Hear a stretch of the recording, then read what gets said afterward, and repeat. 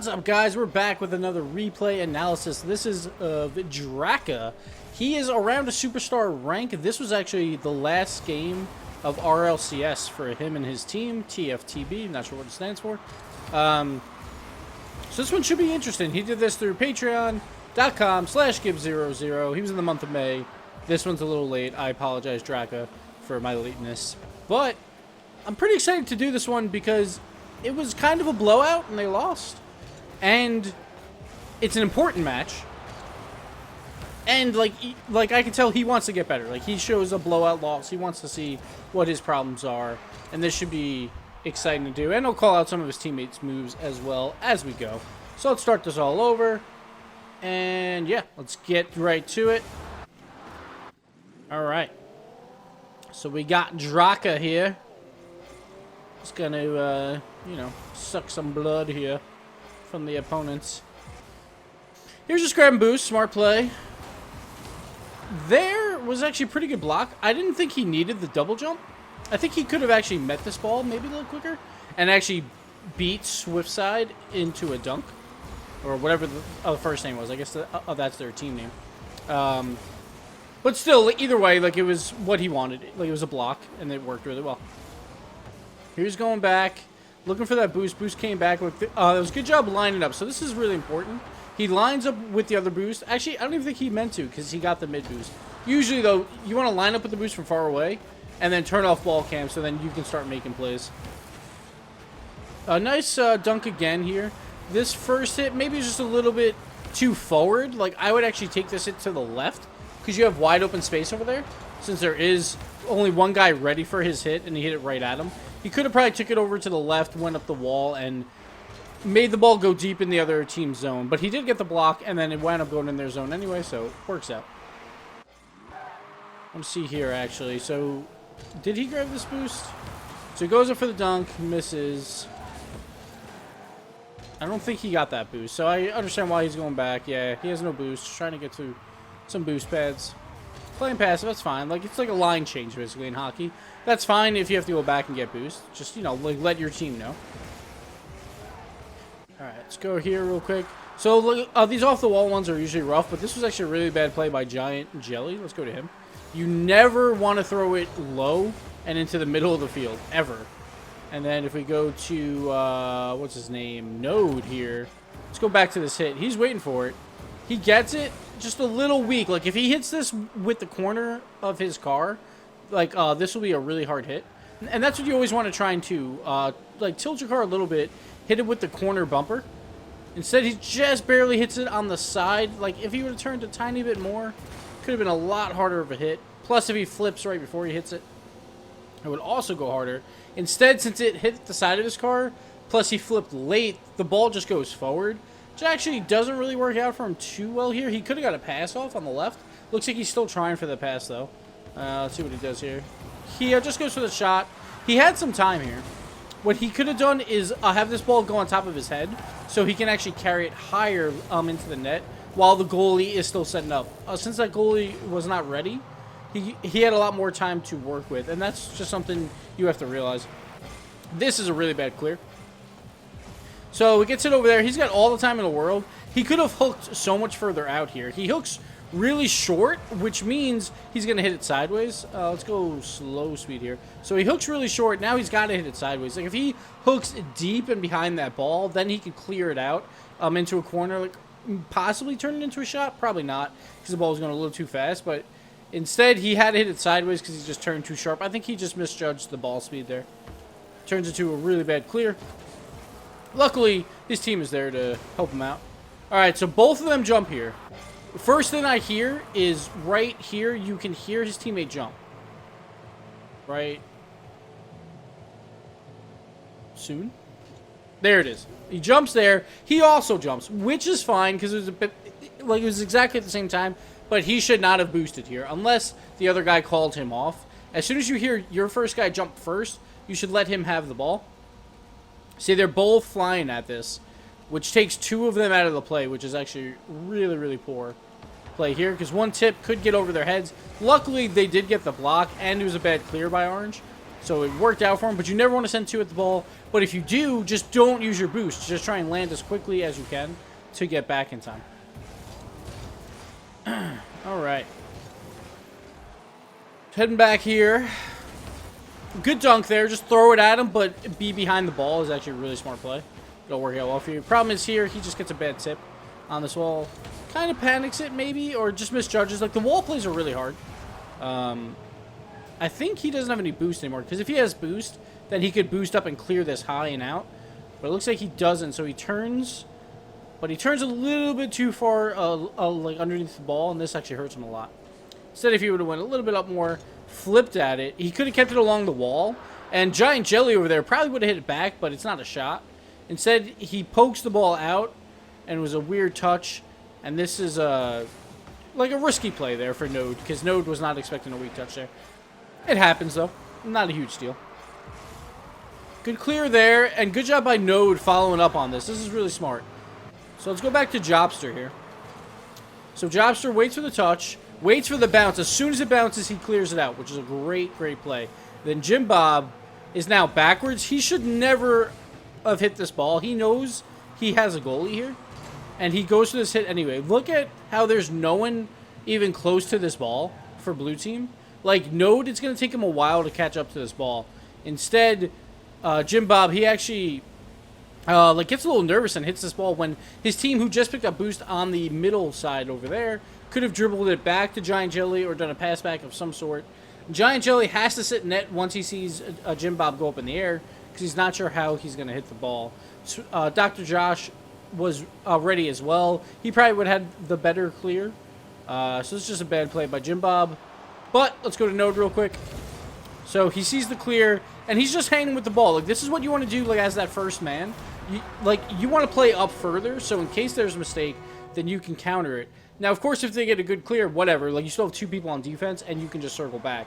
So, like, if you're the first man, you should always move up when you can and look for those weak hits. All right, let's continue. Positional error here, I think, by one of the Swift side guys. Let's see what happened here. Jim Bob is just under the ball. He actually, yeah, that's just a really bad play by Jim Bob here. So he backs up right here. He should stop and just try and kill that ball like in the corner, and that just screws up his team. Just bad defensive play. Like, even if you can't get a quality hit, just try and tap it. Tap it anywhere, like in your corners, like along the walls, and you'll be fine. Here we got a face-off. Nice face-off win to the left. That's what you want, because that's where your teammates are. Here he's got to try and meet this up at the wall. Maybe he had no boost? That's what I'm thinking. Yeah, it looks like he had no boost. He used it all right there. So he couldn't reach that, which is unfortunate. He probably didn't have to use the boost on the ground. Probably could just use them both on the wall and maybe made it, but either way. Looks like he's the defensive guy on their rotations usually, which is fine. Here, though, so this play I don't really like by his team at all. Let's go to fly view here. I'm going to back it up. Okay. So, positional little note here. So we got Jobster going for the ball after this clear. Or a poor clear attempt, I think. Yeah. Node is chilling in the middle, and Draca's way, way back. Draca probably doesn't have to be this far back. He could probably move up a little bit and start anticipating the next hit, because Jobster has this ball, for sure. Jobster tips it, though, and Node has come back really, really far. He needs to start moving up right now. Because, one, there's 2 orange guys under the ball, so they're probably not going to get a great clear. So, he's in a good spot, actually. Like, he's mid. It's good. He's turning away from the ball, though, which is a little interesting. I would not turn away from the ball. Like, I would drive towards it and then make up your time that way.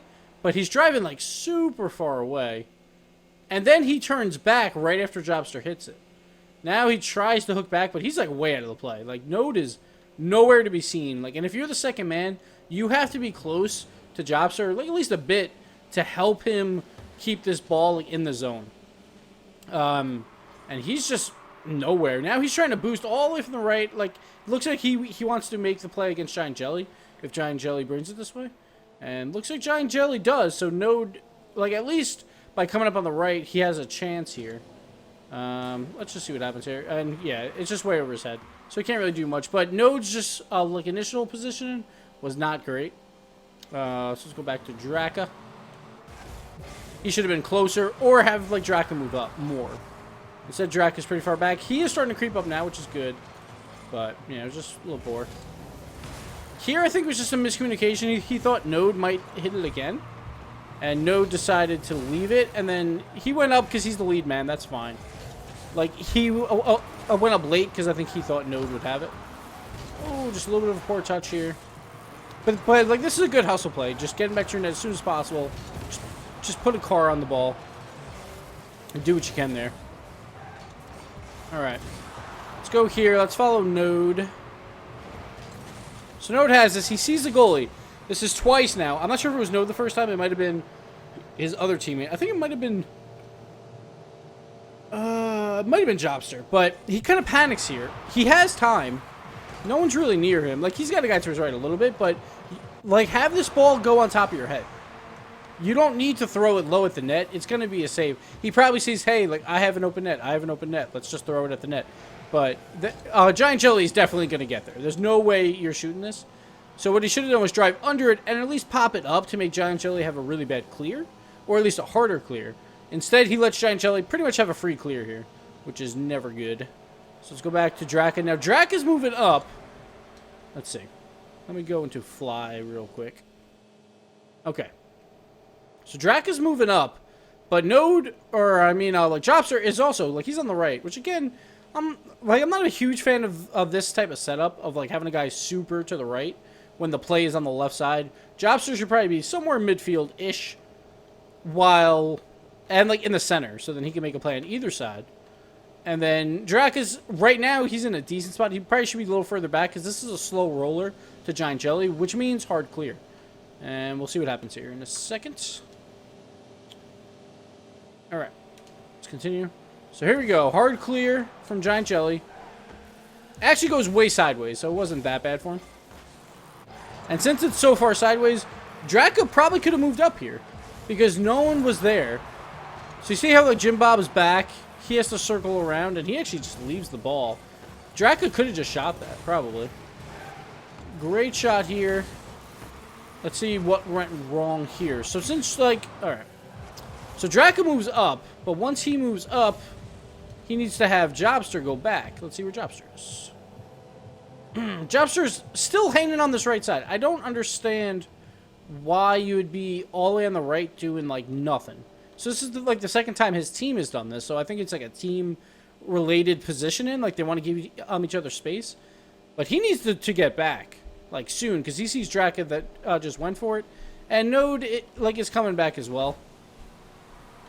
This is actually a really good hit by Dr. Josh, though. Like, that's a surprisingly good hit. So I can see why. And then we just got a lot of misses here.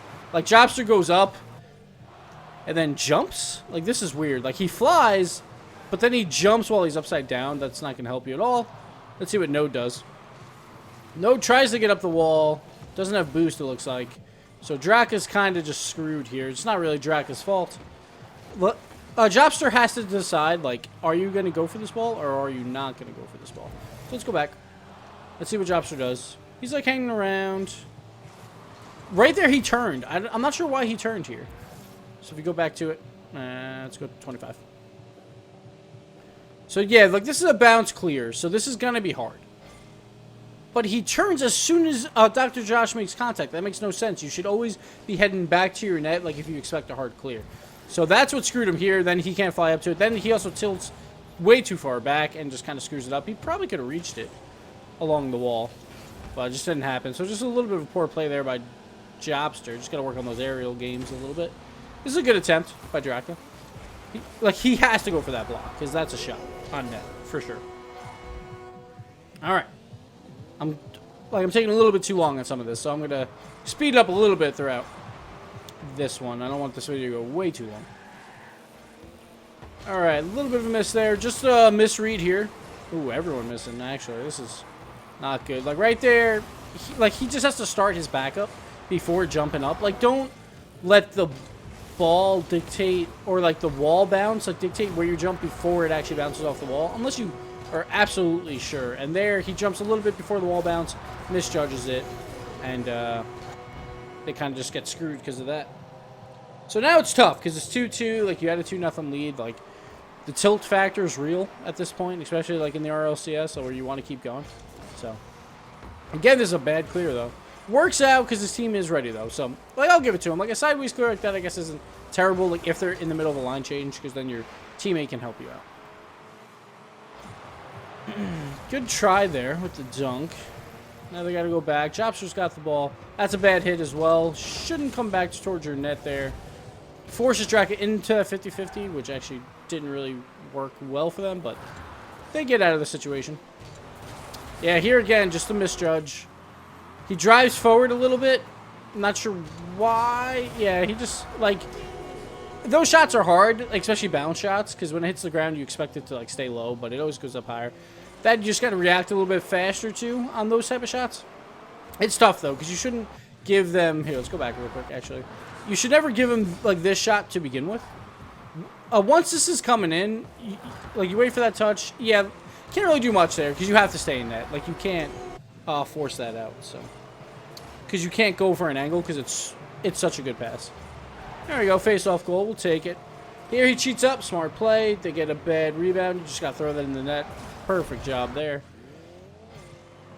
All right, next face-off, he's going to try and push right. All right, like, gets killed. Ooh, that's why you do not go for boost in competitive play. Here, this is the exact reason why you don't do it. Actually, 2 face-offs in a row, actually. So let's go back to even the first face-off.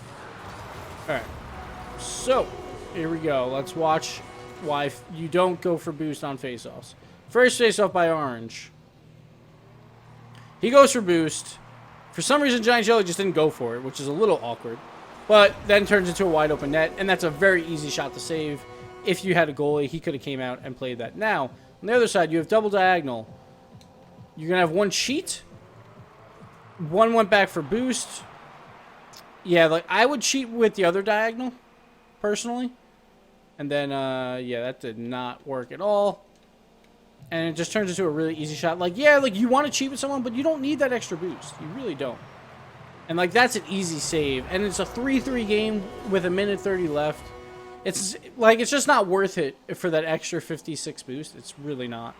I would, personally, I don't see why you do it. Once in a while, it works, and you get a good face-off goal, but it costs you way more, I think, usually. Oh, good try on the shot here. He has Jobster helping him out there. He tries to get the angle. He almost does. Like, I like how he goes upside down, so when he flips, no matter what, he's going to hit this hard. At least somewhat, because he's going to hit the top side of his car. And that hits harder than the bottom. Just couldn't get the angle there. He's got to charge this. Okay, never mind. Look, that's smart. He thought about charging it, but I didn't see Jim Bob as well. As soon as he sees Jim Bob, he breaks and just sees how the play's going to unfold. Smart. Node's in net. That's fine. I probably would have started circling back to net a little bit. Just to be a little bit safer. Because Node was backwards, but worked out for him. There's another good pass. That's the thing. Like, they've had a lot of good passes here. I think this is a Giant Jelly's second pass. I just wouldn't back up that far. There's no shot here. So once he flips there, I would stop right around there. So you don't give up that wide open of a pass. And so you can make it back. It's just a good play, though. 2 of them are both up, kind of flailing about. Jobster whiffs. Like, if you miss, then you're in trouble, because Node is playing for Jobster's hit. So I can't really blame Node there. You have to trust your teammates at some point. So you can't whiff those aerials, because usually you have one teammate that's trying to trust you, and that'll take 2 players out of the game. Alright, he's going back for boost. He's got to get this clear. He doesn't jump. Alright, that's fine. Like, he was trying to kill it because he wasn't going to have a great clear. I actually kind of like that. 2 of them going for the same ball is never good, but at least it's in the corner, so it's not that threatening. Like, as long as you make a quality save when 2 of you go, you should be fine. Just waste that time in the corner. Always smart.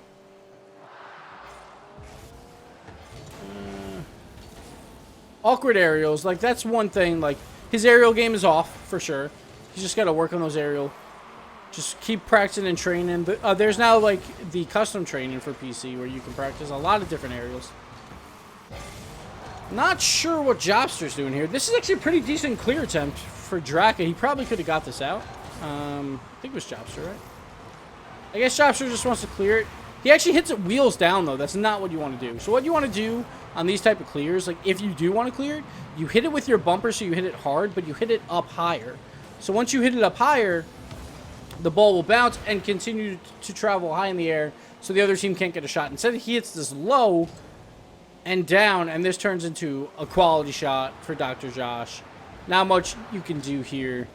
But that clear, like, if you want to go for that clear, you have to make sure you hit it hard with your bumper and never down. You can't hit it with your wheels and make it soft and make it a nice, easy shot for them. All right, let's continue. All right, so they're down 6-3 and 9 seconds left. Not much is going to come of this. They're probably just whatever. Yeah, whatever. Like, again, that's why you don't go for the face-offs as the third man. You just play in net. But I'm not going to criticize that one because they're just trying to push and score some weird face-off goal with 9 seconds left to make some type of weird comeback. So, whatever. That's just garbage time. Not a big deal. And that's the end of the game. So, mostly what I saw from this was, like I felt like Jobster just had, like, a rough game, and that happens.